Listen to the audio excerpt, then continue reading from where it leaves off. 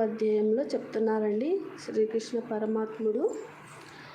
అసుర గుణాలను కలిగి ఉండి శాస్త్ర విధులను పాటించకుండా చలప చిత్తముతో జీవించేవారు నీచ జన్మలను పొంది భవబంధాన్ని మరింత పెంచుకుంటారు.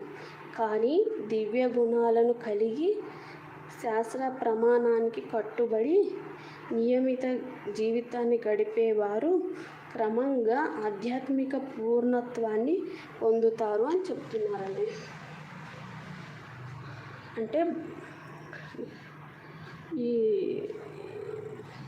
గుణాలను అంటే మనము పాటించకుండా ఉంటాం కదండి. ఇప్పుడు సరి అయిన జీవన విధానం పాటించకుండా నీచ గుణాలతో ఉన్నవాళ్ళు భవబంధాలను అంటే ఈ భౌతిక బంధాలను పెంచుకుంటూ నీచ జన్మలో ఉంటారు.